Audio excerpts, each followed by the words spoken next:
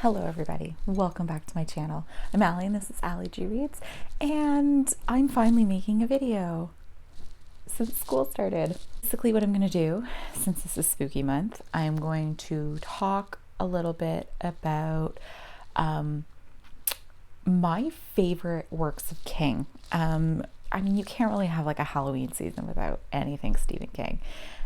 What I'm going to try to do, as normal with my channel, is try to recommend ones that aren't really talked about, and those are usually my favorite.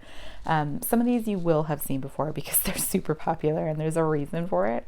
But for the most part, I really tried to like do ones that like no one really talked about. So without further ado, let's get started. The first thing I'm going to talk about is Everything's Eventual. I did talk about this in my Where to Start with Stephen King video, and I stand by everything I said. This is a collection of short stories, and it is so good. Like, some of them are just such standouts, so I'm just going to mention my favorites because, of course, everyone's subjective. Autopsy Room 4 is really horrific in like a real way. It's told from the point of view of the body on the table. That's all I'm going to say. There's another one called The Man in the Black Suit, which is really criminally underrated. And it's about a boy who goes into the woods and meets a man who is the devil. And it kind of deals with the aftermath of that and this person's thoughts and beliefs and stuff. What is brilliant about this short story collection is there's actually like author's notes after the story, so you can find out where he got the inspiration for these. And it's such a great thing because the inspiration for The Man in the Black Suit is really frightening, like really, really scary. So it just makes the story that much better. Also, 1408 is in this collection. And the author's note on that is just so good. And the movie is brilliant as well. If you haven't watched the movie, please do. But the best thing about that is there's scenes that are the same, but they also change some things. So when you read the book feels like a new telling of 1408. It's so great. Like, this collection is definitely a standout. I really also want to talk about The Long Walk. It was written under his Bachman pseudonym, but damn, it's good. The fact that this was written in 1979 feels like it is the stepping off point for what eventually became Battle Royale, The Hunger Games, Squid Game. Oh my God. It's a survival tale where the government pits people, often poor people, 13-year-old boys, to walk, and all they have to do is walk. But only one person can win.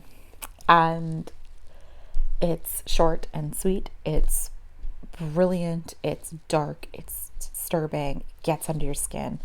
It's so good. It's seriously one of my favorites of all time. And I think even people that aren't really fans of Stephen King would really like this one. The Talisman is so good. This is written with Peter Straub. It is a bit long and there were some pacing issues, definitely, but there is an audiobook available. So if you find that might help you through slower books, definitely check that out. The best part about this book is that the core of it is a beautiful mother and son story. And basically what this is his mother is dying, and her son Jack goes into this alternate dimension to find a cure to save his mother's life. This does become fantasy, but in the best way possible. Like, it's just amazing. It really stuck out to me, and I think this is just further proof that King is one of those authors that can write any kind of genre and still make it a great story. He's just a master storyteller at the core of everything. Revival. This book is so good. No one talks about it. It has like good pace. It's slow. And it's very unique. This combines religious horror with mysticism with creature feature. It's brilliant. Basically, I'm not going to say too much because I think it's best to go in blind. But a preacher just comes up with this like miracle cure, and this boy who he knew from the neighborhood, which is now an adult, goes to him for a cure, and then things don't go as well. So then he starts investigating things, other people that have been cured by this lightning cure, and it just takes a twist. It's so good. And I love this cover. Yeah, you have to kind of be able to like be into those themes, but if you can, check it out. It's so good. I'm so sad they were supposed to adapt this, I think, into a mini series, and it like fell through for some reason, but I hope that they bring it back. Start first with Night Shift. I love this cover. This is the original King cover, and I love it. It's brilliant. Night Shift has some great stories in it. This is the first collection he wrote, by the way. So there's just a couple of my favorite. The Boogeyman is great and like so creepy. Gray Matter is excellent. The Ledge is pretty good. Strawberry Spring's good. The Lawnmower Man is like a creepy creature feature. Children of the Corn is in this, which is like obviously amazing. Yeah, and Jerusalem's Lot, which was what became like what Salem's Lot became. It was like the precursor to that. This collection still stands up. They're bizarre, they're eerie, they're weird, brilliant, sometimes creepy, but so good.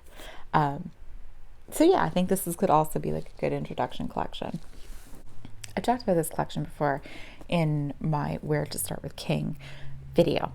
And this is the one that I started with. But I want to call attention mainly to my favorite story in here because it is so deeply disturbing. And it doesn't get enough love as a story compared to his other stuff. There's a story in here called Apt People. And Apt People is horrific in a very real way. Basically, it's about a young boy who believes that his neighbor is a Nazi. And basically he goes out of his way to blackmail this man into being like, I know who you are. And I won't tell anyone, but you have to do something for me. And then begins some storytelling. And then there becomes this really dark, creepy cat and mouse game. And you end up not really knowing who the psychopath is. It's so good. There's a movie adaptation with Ian McKellen, actually, that's like no one talks about, and it is so good. Yes, it's probably one of my favorite novellas of all time. It's one that like totally sticks out to me and has stuck out to me, and it is in this collection. I recommend everyone check that novella out. The Eyes of the Dragon. This is actually fantasy. So if you're into fantasy, you should check this out. This kind of reminds me in a way of The Man in the Iron Mask. Basically what this is the rightful king is not on the throne. And you're trying to find out what happened, but something else was at play. So there's all this like magic and weird stuff going on in the background that's like manipulating like what happened. And it's his fight for the throne. It's so good. I love this story. It's so underrated. And I'm really sad that King, when he did originally write this, got a lot of hate for it because it wasn't horror, but it was a story that he wanted to write. And there is a character in this book that shows up in many other King books. That's all I'm going to say. I believe I've talked about this one before, but I had to give it my love again. Pet Sematary is my favorite King book ever. But it is also actually one of my favorite books of all time in general. Like when people ask me, I always say Pet Sematary and Atonement. Oh my God. This is so brilliant. King does a really excellent job on writing grief. And he didn't originally want to publish this because he thought it was too dark of a book. And it definitely is. Nowadays, we're a little desensitized, but you think about the time being in the 80s that this was written, and the subject matter is quite dark.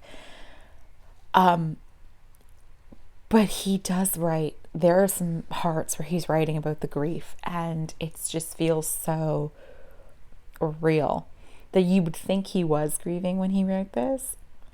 It's just top-notch storytelling. It also, given King having his universe of stories, there are some other novels that make appearances and mentions in this book, which I love that.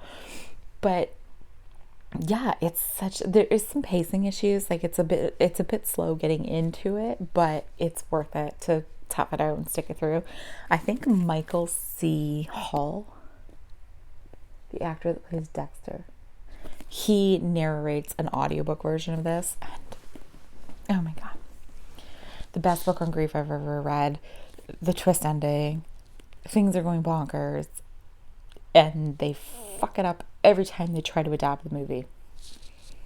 For shame. That's it. That is my definitive list. Reading is subjective.